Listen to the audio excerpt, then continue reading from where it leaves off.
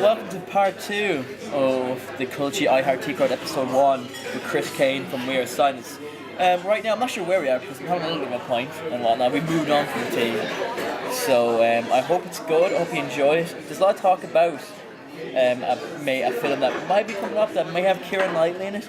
If you're watching and you want to sign on, please do that. But enjoy part 2 of iHeart T-Crowd. Culture.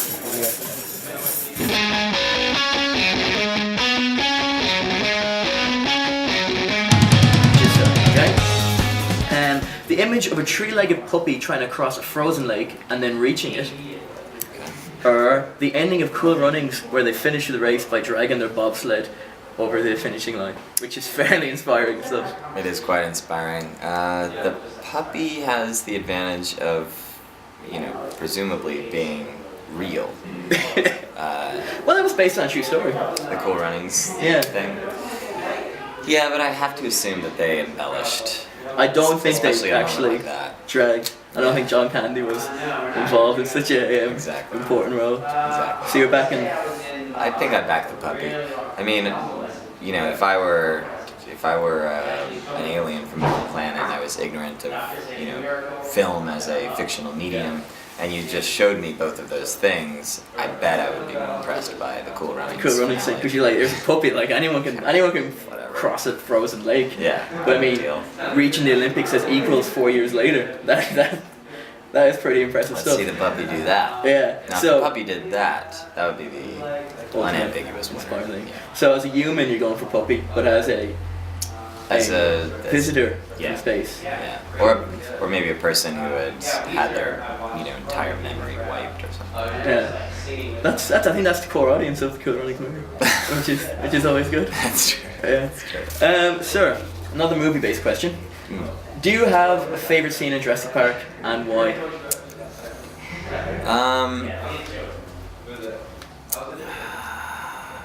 Yeah. Well, is it in Jurassic Park 1 or 2? This is my problem. I'm having trouble differentiating. 2 is kind of like the darker one. Yeah. With, which one has the little tiny dinosaur that sort of fans out its neck? That's Jurassic Park 1. I'm sure it features in 2 a little bit, but it's kind of killer scene, isn't it? Number 1 with Dennis Nedry. I think I like that. Yeah. I think that's. So you went for the kind of the scary stuff. Yeah, I mean, and honestly, my second favorite would be the Velociraptor, battle at the end. Yeah, which is always fantastic. See, I like when they say if they do move in herds. I like the inspiring stuff, obviously, but my choice of Puppy and Cool Runnings for my weekend entertainment. What's your favorite scene? Is when they go see all the dinosaurs moving together, and then Alan Grant kind of cries and he says, "They move in herds. They do move in herds." I like that. I like things moving in herds, really. Yeah, that is more than the actual. That is a heartwarming idea. I also like it when Jeff Goldblum gives sanctimonious speeches. Yeah. I think he's really in that role. He kind of. I think he's a pretty good actor. He's done a lot of really pretty remarkable work, but it's kind of hard to think of him as anyone but Ian Malcolm. Dr. Ian Malcolm. Yeah. I think we'd have to channel a little bit of his kind of rock star but scientific mind in the role of Captain Steve Solutions in Space Jam. I'd be into that. That is half the work done for him. Yeah, it's true. Now, question number 8 on our T Inquisition is our lady's choice question, where a lady who may have a problem got in touch. And we picked a clean one because a lot of ladies' problems, when you say that phrase, ladies' problems, you're opening up a world of trouble, sir. That's true. So this one is coming from Steph. A girl in my lectures constantly pretends to be into the same thing that my boyfriend is into just to impress him. I know she's into him but won't admit it. What do I do? It makes me so mad. OMG. Yeah, it sounds like that other girl is sort of doing a variation on my advice to you for the bus. The bus, yeah. Like feigning common ground. But would you, beyond the would you encourage the other girl to kind of go up to him and say, ditch the zero and give it hero kind of style approach, or would you say, don't step on another woman's turf? Well, that's a tough call to make without knowing any of the 3 relevant parties. I do think that there's a lot of truth to the notion that if this guy and the girl he's currently with have any kind of really worthwhile relationship, that she probably doesn't have much to worry about. I mean, I would think he should be capable of withstanding the test of another woman showing interest in him. But what if he beats Steph? I don't know Steph. She said in the question, but if he... Well, in that case, I would tell Steph that this could be a great opportunity for her to safely relinquish him. You know, often breaking up with an abusive partner can be a dangerous undertaking.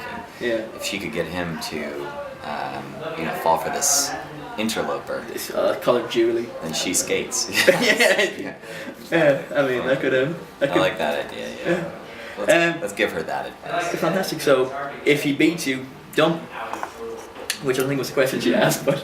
I think you're right that there was some suggestion. Yeah, there was pain in the way she typed. So... Yeah, stiff fingers for Yeah. sure. Have you done... I know you've only been here. You say you got here last night. Mm-hmm. You've been here before. You've played Oxygen numerous times. Oh yeah, definitely. You've played more Oxygens than I've been to, which is a shameful thing for an Irishman to say. But EP is a better festival. Play that next year. Okay. Yeah. Yeah, we've never done that. Better beer and better crack. Yeah, I do often bristle at the beer selection in Oxygen. It's not good times. Yeah. But have you done the age-old Irish tradition yet of saying, sure, he's only harmless, when you actually mean he's a bit of a dick? I haven't. I actually did not. No, this was Didn't know about that. You're gonna be, your ears are gonna be up now when I say, oh, Chris, he's only harmless. And you're gonna be, Right. what the fuck did you say about me? Oh man. Okay. Yeah, I'm racking my memory now to try to find out if anyone's ever said that about me.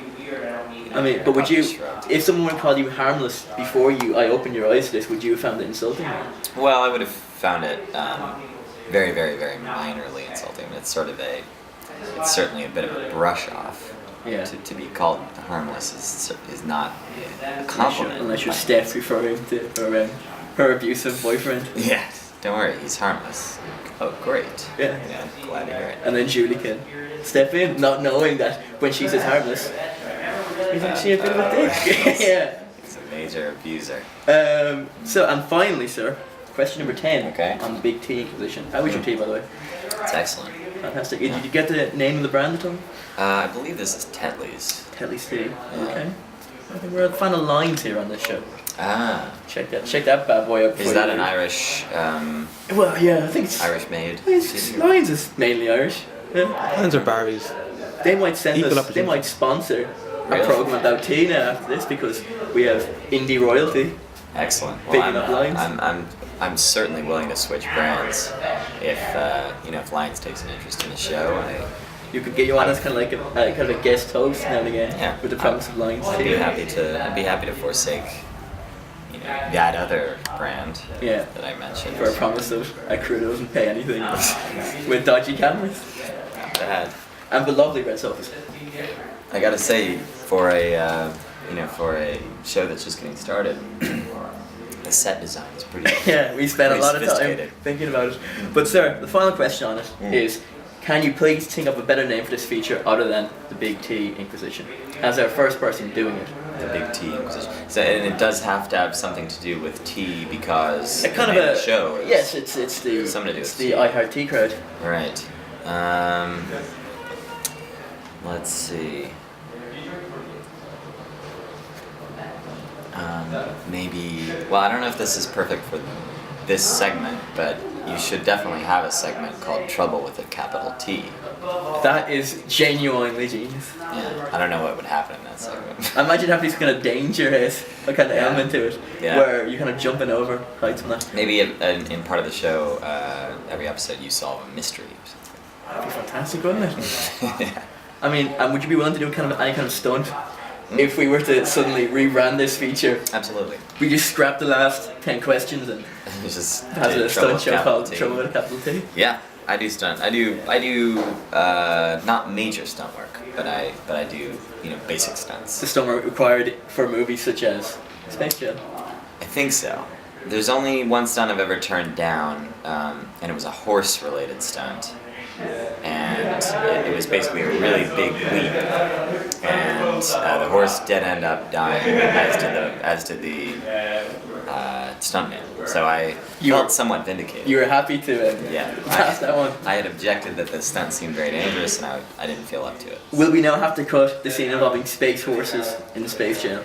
No, not necessarily. I mean, what exactly did they get up to? I mean, are they just kind of trotting around? They're just kind of trotting around, basically. It's because it's kind of Sense and Sensibility kind of. So you ride up to Keira Knightley's space station because with your oxygen tank base horse. Right.